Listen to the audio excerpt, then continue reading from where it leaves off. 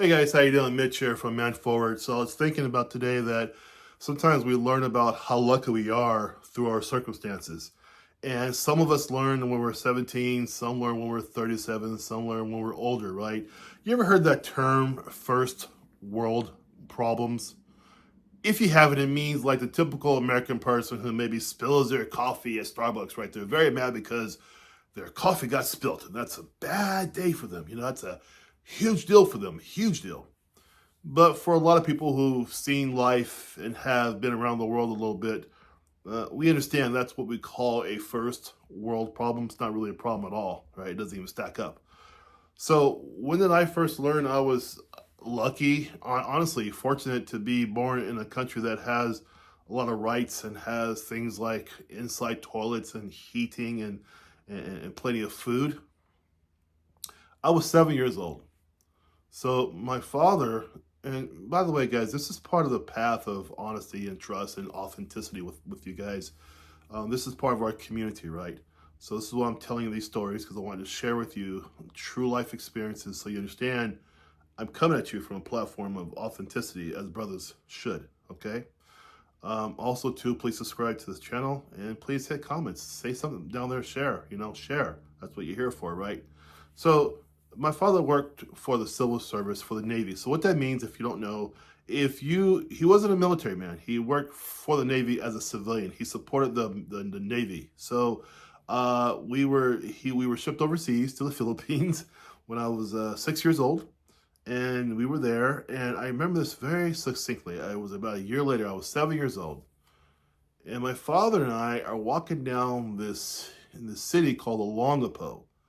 Olongapo was this border city to Subic Bay. Now, Subic Bay was a base, a naval base there. Had all the American amenities. All the cool commissary stuff, food and drink, whatever you wanted, it was there. It's like parking. It's like in San Diego versus and with being so close to Tijuana. It's just it's crazy, right? It has this really beautiful city next to a very poor border country, border city. Same way there in the Philippines. So I'm 7 years old, walking with my father, um, and I see this hill about maybe about 40 feet ahead of me. I see this hill, I'm looking at the hill, and I see these kids playing on this hill.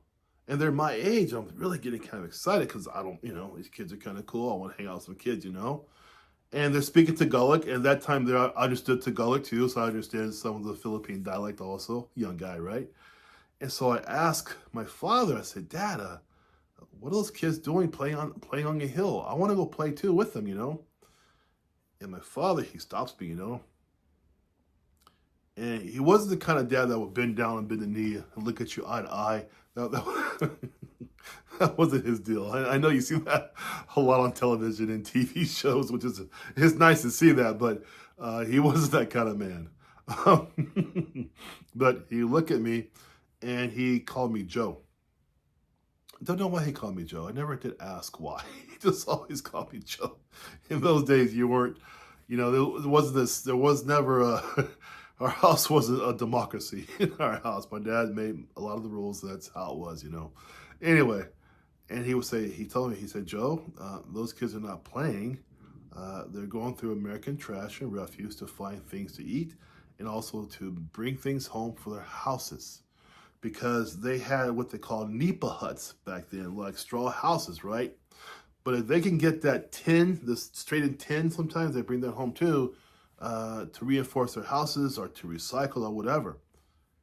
And there I am, 7 years old, playing with my GI Joes and some Legos. Legos been around a long time, and I realized, at seven, I realized this. I just thought I'm lucky because that could be me on those hills looking for food, looking for stuff for my house, looking for money via recycling. And then you saw them closer, well, the cuts and scabs on their hands and feet. Some were barefoot in this American trash. And I looked down at my feet. I'm wearing shoes. I had a bath that morning. My stomach was full. I was happy I was with my father. I didn't see any fathers there. You know, those kids were not dressed anyway, keep the body safe. And then you get closer, they weren't happy and cheery like you see American kids. They were sad and just looking around and trying to find stuff to eat and things to bring home to their parents. And, you know, they were in survival mode. They're on that third tier of living. The third tier of living is when you just wake up to eat and you go to sleep.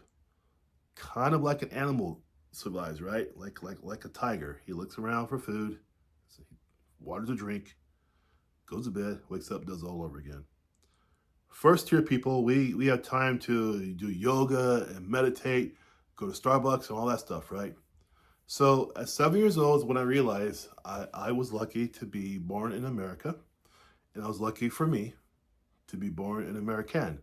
Now, I know people have their ideas and opinions about Americans. That's okay. I'm just saying to you, though, that I felt lucky to be born in America and be an American. So what I want for you brothers out there, and sisters too, if you guys are watching, that's fine by me. I want to know, at what age was that aha moment for you when you said, my gosh, I'm lucky. It could be any event. It doesn't have to be a poverty versus non-poverty nation. Just any event like that. When you realize, you said, my gosh, I'm lucky for blah, blah, blah. I'm lucky for this, whatever it is. Let's share that. Let's put some comments down below and share these actual events with each other. Because pretty soon I'm taking all of you guys to my community. We're all going to share online anyway. So let me know what's going on with you. What was your aha moment? What happened to you that an epiphany hit you and you said, oh my gosh, I want to know about that, okay? Let me know. All right, guys, this is Mitch. Thanks for being here again. I really appreciate you guys being here. You take care. Bye-bye.